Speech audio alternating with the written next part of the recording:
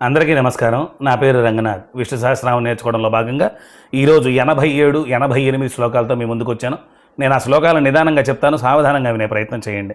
ఇక శ్లోకంలోకి వెళ్తే, కుముద కుందర కుంద పర్జన్య పావనో నిల అమృతాశోమృతవపు సర్వజ్ఞ సర్వతోముఖ సులభ సువ్రత సిద్ధశ్చతుర్తిశ్చతుర్తాపన న్యగ్రోదోదుంబరో స్వత్తశ్చాణూరాంధ్ర నిషూదన. ఇవి శ్లోకాలు. వాటి పదచ్ఛేదాన్ని చూసుకుంటే, కుముద కుందర కుంద పర్జన్య పావన అనల అమృతాశోహ అమృతవపు సర్వజ్ఞ సర్వతోముఖ సులభ సువ్రత సిద్ధ శత్రుజిత్ శత్రుశాసన న్యగ్రోధ ఔదుంబర అశ్వత్థ చాణూరాంధ్ర నిషూదన. ఇక ఇందులో పర్జన్య అంటే మనకు మామూలుగా పర్జన్య అంటే అర్థం ఏంటి? పర్జన్య అంటే వర్షం.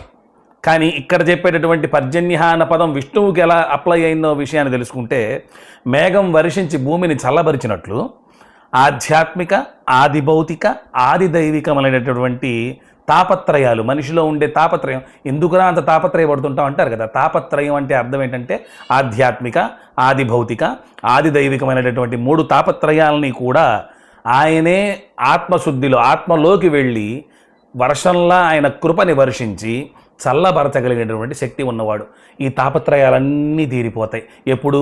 పరమాత్మ దగ్గరికి వెళ్ళి మనం పూజ చేయించుకునే నెపంతో అక్కడ ఇంకో పనులు చేస్తే కాదు, వెళ్ళి పరమాత్మ శక్తిని, అక్కడ ఉన్నటువంటి రూపాన్ని కళ్ళు మూసుకొని కూడా ప్రశాంతంగా ఒక 5 నిమిషాలు కూర్చొని ధ్యానించుకోగలిగితే. ఇక పావన పవిత్రులను చేయువాడు.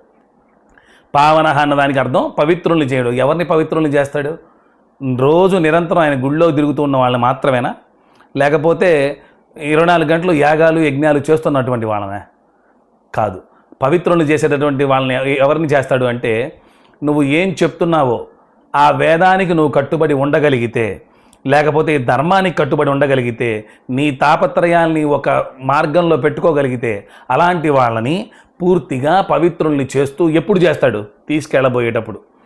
అలా తీసుకెళ్ళబోయేటప్పుడు పవిత్రుల్ని చేసి తీసుకుంటాడు. పునరావృత్తి రహిత శాశ్వత శ్రీమన్నారాయణ స్థితిని ఇవ్వగలిగినటువంటి పరమాత్మకి సాంజలిబంధంగా నమస్కరించుకుంటూ మరో 2 శ్లోకాలతో మళ్ళీ కలుసుకుందాం. అంతవరకు నమస్కారం.